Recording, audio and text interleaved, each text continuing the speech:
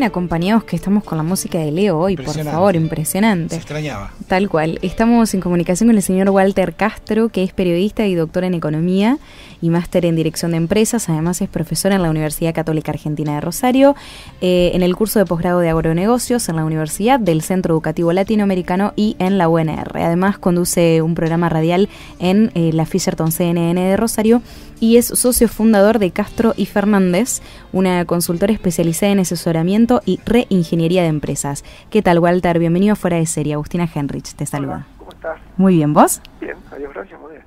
Bueno, buenas tardes, Walter. Gracias por este contacto, muy amable. Por nada, viejo, un gusto para mí. Bueno, Walter, en esta nueva etapa de la Argentina, bajo la presidencia de Alberto Fernández, digo, ¿qué cambios deben implementarse, según tu visión, con urgencia para que despegue un poco el mercado interno? Bueno, una buena pregunta, ¿no? Nada es fácil acá. Nada es fácil porque la situación de Argentina es muy parecida a esas que están en la situación de sentirse en el fondo de la olla, ¿no? Argentina hace 8 años que no crece nada. Se sube un poquito, baja un poquito, sube un poquito. Y la población crece más de 1% por año. O sea, ahí solo tenés que, los bienes que producís son menos porque hay 8% más gente. En general los países del mundo crecen por arriba de lo que crece la población. Si la población crece 1, el país debe crecer 2, 2,5, es una tasa de crecimiento. No estoy hablando de crecer la tasa china. Entonces cuando Argentina pareció que creció, después se cae, o creció después de haberse caído. Entonces cuando vos te pones a ver cuánto creció Argentina y la productividad, cuánto creció por inversiones, te das cuenta de un país que está estancado hace rato. Eso se complementa con que además viviste de deuda, o sea que todo lo que vos consumías adentro del país, todos nosotros, de alguna manera estaba artificialmente financiado desde el extranjero, con deuda externa o incluso con emisión de moneda acá adentro, que eso es artificial porque eso no genera riqueza. Entonces, el estándar de vida de todos nosotros por muchos años fue más de lo que podíamos, sencillamente porque alguien te estaba financiando o porque vos mismo estabas emitiendo billetes, que no dura para siempre esa sensación de bienestar, de endorfina. Entonces, el gobierno de Macri fue la segunda parte del gobierno de Cristina, en el sentido de que en un caso inflaste la base monetaria mucho, en otro caso te endeudaste mucho. Pero en ninguno de los dos casos se atacaron los problemas de fondo, todo lo contrario. Lo único que se hacía era sostener el nivel de consumo con deuda, porque claro, cuando la gente consume más, reconoce que el gobierno hace las cosas bien, pero nadie se fija si ese crecimiento es genuino, si es sustentable, si te estás endeudando hasta las muelas, si estás emitiendo por encima de lo que tenías que emitir, si estás rompiendo el mercado del crédito, nadie mira eso. Entonces, la situación que hereda este gobierno, de sí mismo, porque Cristina está ahora y estaba antes, y de Macri, porque Macri no resolvió las cosas de fondo del país en materia fiscal y en materia de endeudamientos, es una situación muy complicada, al punto tal de que tuvimos default hace poco tiempo y estamos prontos a caer en default nuevamente, con alguna quita para los acreedores que para que no sea default tienen que aceptar que les cepillen una parte del capital. Entonces, la situación es muy compleja. No tenés mucho margen de maniobra, porque no hay, sea Fernández, sea Macri, o sea Copperfield, cualquiera que sea el presidente, no tenés margen de maniobra, porque no tenés dólares, porque debés dólares, y porque tenés muchos pesos emitidos y inflación, y porque no tenés mucho empleo, porque no tenés nada de inversión.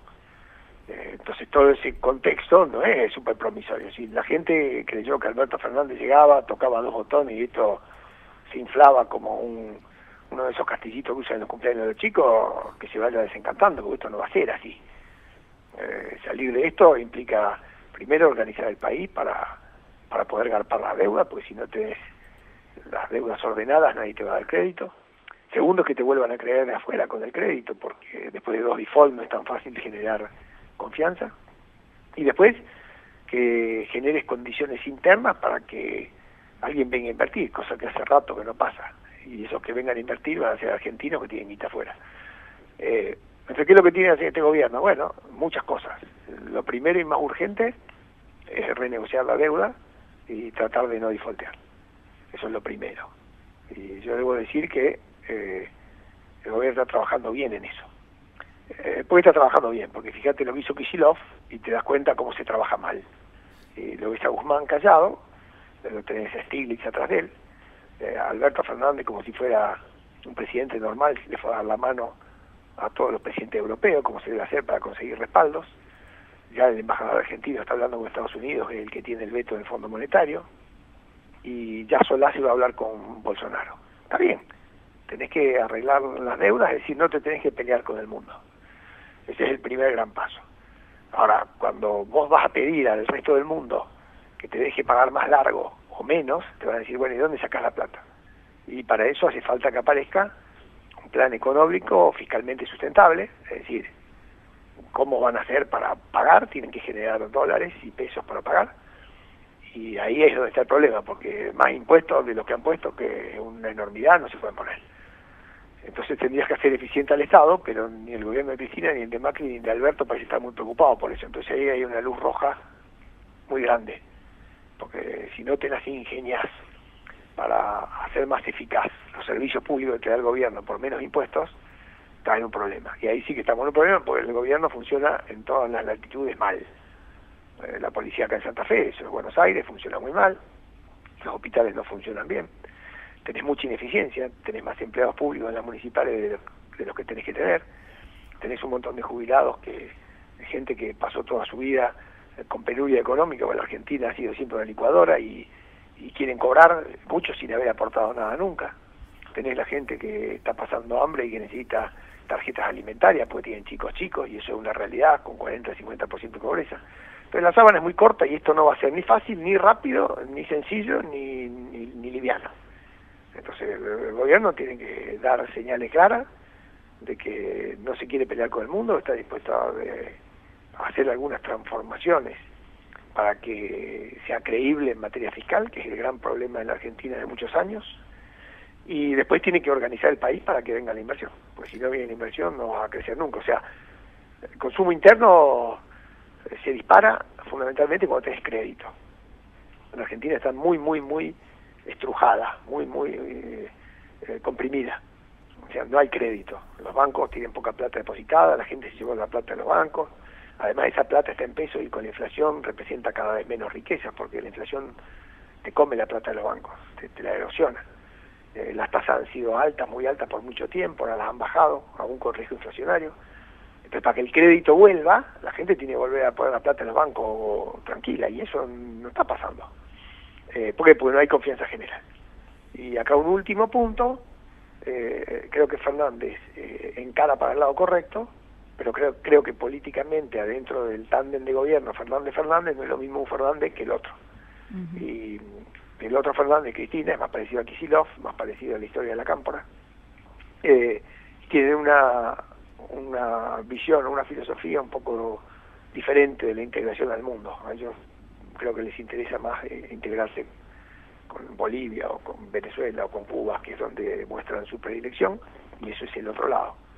Entonces, si dentro del gobierno tenés gente que da señales en dos direcciones distintas, ahí tenés un problema de credibilidad de los inversores y de la gente, y eso inmoviliza mucho. Pero ese problema todavía no se vio en toda su dimensión, porque Cristina Kirchner, que tiene bastante poder para poner gente en las reparticiones, no está interfiriendo afortunadamente en el manejo de la deuda. Pero eso puede ser un problema para adelante, y que va a haber que disipar esos nubarrones de convivencia dentro del frente de todos para que aparezca la confianza. No sé si te fui lo suficientemente claro en esto, ¿no? A mí me apareció una clase magistral, Walter. De hecho, ya me estoy quedando sin preguntas porque me las aclaraste a todas las dudas. Pero te consultar, el tema del congelamiento de tarifas, la estrategia que hay detrás, porque el tema es, vos hablás recién de, ver el gasto del Estado, tratar de dar los mismos servicios cobrando menos, la credibilidad, que de afuera nos vean como un buen lugar para invertir, que la plata, las benditas inversiones de Macri que nunca lleguen finalmente. ¿Qué estrategia habría detrás de este congelamiento de tarifas, contemplando que algunas, como por ejemplo la del combustible, vienen bastante atrasadas ya? En algún momento se van a tener que actualizar, y que no se genere con esto una suba repentina más adelante, porque que no lleguemos también al escenario que vimos años atrás de un freno total de las inversiones por una baja rentabilidad de los negocios, como puede ser, por ejemplo, el del combustible. Bueno, hay varios problemas ahí, porque si vos aumentás las tarifas será más negocio vaca muerta o sacar gas, pero para una pyme le aumentás la tarifa y la reventás, ¿no? Claro. Ahora, por supuesto que el fondo del tema es, supongamos que un litro de nafta vale 80 pesos, ¿está bien? No sé, de las caras. 80 pesos de $1, ¿está bien lo que digo? Sí, sí. $1 de esos que son de verdad, no $1 de 65. Bueno, la mitad de la nafta es impuesto. Entonces vos tenés que dejar la tarifa donde está, pero tenés que quitar los impuestos. Lo que el gobierno tiene que hacer es hacerse más eficiente en el manejo de sus ingresos públicos, que son altísimos, para la nada que te da. Entonces, si te saca un montón de plata para los hospitales y no funcionan bien, te saca un montón de plata para la justicia y no funciona bien, te saca un montón de plata para las cárceles y no funciona bien, te saca un montón de plata para las rutas o las autopistas, están todas rotas, te saca un montón de plata, decir, ¿a quién le da toda esta plata? ¿Qué hace con todos los empleados que tiene la nación, los municipios, las provincias? O sea, se puede mantener a un montón de gente que tiene una productividad baja. Entonces, si para eso tenés que cobrar la nafta el doble en cualquier parte del mundo y encima a la compañía petrolera le llega a la mitad, está en un problema. O sea, los precios, lo que vos pagás de gas está bien, lo que vos pagás de luz está bien, lo que vos pagás de nafta está bien. Ahora, para que sea rentable para las compañías le tenés que sacar la mitad de impuestos que tiene adentro eso. Lo mismo pasa con los autos. Sí, claro. Los autos son carísimos porque la mitad de los autos son impuestos. El gobierno, lo que le falta es cobrar impuestos a la respiración. Todo lo demás tiene impuestos. La mitad de lo que vos gastás es impuesto. En todo. Te gastás en tu casa, tenés inmobiliario, tenés un sueldo un poco más arriba de lo normal, tenés impuesto a la ganancia, metés la plata en los bancos, te cobran a las empresas un débito, la provincia te saca impuestos brutos, la municipalidad te saca DREI, si sos exportador te meten retenciones, si tenés plata afuera te meten un impuesto no sé qué, si compras dólares para irte de vacaciones afuera o para importar algo te meten un impuesto patriótico, qué sé yo. O sea, el gobierno lo que hace es succionar de toda la riqueza que genera el país, con una tremenda carga fiscal, o sea, un montón de plata. O sea, te ponen una joroba de pórlano, de piedras, a todos los que producen algo. Y después lo malgasta, lo gasta sin eficiencia. Yo no veo ningún gobierno, incluido el de Macri, que se haya preocupado por mejorar la eficiencia. ¿Para qué 25 ministerios? O sea, si vos te pones a mirar con atención, la cantidad de gente que vive de la política es muy grande en todos los lugares, ¿viste? Entonces, esa es la señal que hace falta para decir, mira, vamos a hacer austero con la plata de la gente, vamos a cobrarle menos impuestos a lo que quieren invertir, y vamos a confiar en que si no tenemos déficit fiscal no va a haber deuda ni inflación, y entonces ahí empezás a ser un país normal, que no lo somos hasta acá. Bien. Walter, en el marco de todo esto que estás comentando del terrorismo fiscal, de la asfixia del sector privado, yo te quiero preguntar por esta reglamentación que sacó el gobierno para el tema de moratorias para pymes y monotributistas. Digo, ¿esto podría generar un beneficio directo en la salud financiera de algunas pymes que están complicadas? ¿Es conveniente que las empresas se adhieran a esta posibilidad? Sí, por supuesto. O sea, la moratoria es bastante generosa, pero el problema que vos tenés es que en general cuando tenés una moratoria tan generosa la gente se regulariza hasta hoy y deja de pagar a partir de mañana. Se relaja, claro, sí. Esto siempre pasa así. Si bien es cierto que toda la deuda obedece a que estás en recesión hace bastante tiempo y lo vas a seguir estando, porque este año Argentina no va a crecer, no va a crecer de manera significativa. Entonces, pero a mí me gustaría hacer un distingo porque no me parece que la presión fiscal sea igual para todo el mundo, ¿no? O sea, si vos sos un banco y tenés de rehenes a toda la gente que cobran los sueldos a través del banco y todas las tarjetas que tienen a través del banco, yo no digo, y además el Banco Central te paga a veces retribuciones que ahora las quitó, ¿no? Pero te paga. Digo, la rentabilidad de un banco capaz que se banca impuestos altos, porque está cerrado el sistema, son los mismos 20 bancos. O sea, lo que quiero significar es, a lo mejor hay sectores que sobrellevan mejor los impuestos, porque son más grandes, o sea, las empresas alimenticias tienen más chance de transferir a los consumidores, que somos todos nosotros, los precios de los impuestos adentro. Vos no ves cómo suben todos agarrar una gaseosa, fíjate que lo que sube es el alimento. ¿Por qué? Porque es una industria concentrada. En la Argentina son pocas empresas las que están en cada sector y te corren los precios para adelante. Y vos de última compras menos, pero pagas más caro. Y la empresa se achica, echa gente. Y aún así lo que quiero decir es que en esa lógica hay empresas que se bancan mejor los impuestos. Por una pyme Una pyme tiene muy poca chance de bancar esos impuestos. Porque en el fondo la pyme es el dueño, algún familiar alrededor y los empleados de toda la vida. Entonces cuando vos le metés una recesión a esa gente, lo que está haciendo es que está bajando el salario real brutalmente, que es lo que está pasando en Argentina hoy. Entonces, si las empresas está bien que se adhieren, sí, si yo te doy 10 años para regularizar una deuda, en este país siempre es conveniente entrar a una moratoria o un blanqueo, siempre. Porque al fin de cuentas el Estado al final te lo va a cobrar. Y aún cuando no lo vayas a poder pagar, siempre vale la pena meterte e intentar hacerlo, porque las deudas después al final son más caras. Pero fuera de eso, lo que vos necesitas es un contexto, un entorno, un clima que invite a la gente a ver qué negocio hacer y dónde meter su guita. O sea, no hay países que avancen sin inversión. O sea, nosotros tenemos la extraña convicción de que se puede avanzar en base al consumo. Eso es si vos vivís en el país de la fantasía. O sea, un país no puede consumir si no produce antes. Y no va a producir más si no invierte antes. Y no va a invertir si no ahorró antes. Entonces yo no sé por qué extraña cosa. La Argentina tiene 2 mitos grabados a fuego en la cabeza, y 2 mitos además equivocados. Uno es que el consumo es más importante que la producción. Y lo segundo es que el mercado interno es más importante que abrirse al mundo y competir. Bueno, los países normales del mundo priorizan la estabilidad monetaria para tener ahorro, que el ahorro se traduzca en inversión, que eso aumente la productividad, que genere puestos de trabajo, y además son amigos de la competencia para que vos hagas mejor la cosa y después le vendés al mundo lo que haces. Argentina es un país cerrado, es un país muy costoso impositivamente, un país muy ineficiente, un país inflacionario. Bueno, o sea, el chip que guía nuestra manera de actuar es un chip que está equivocado, hace 50 años está equivocado. O sea, la Argentina se salió del intercambio mundial después de las guerras mundiales. Y puede ser efectivamente que el mundo nos haya dejado afuera porque hubo proteccionismo, te acordás de la crisis del 30, pero desde ese momento hasta acá, soberanamente, la Argentina decidió no integrarse más al mundo.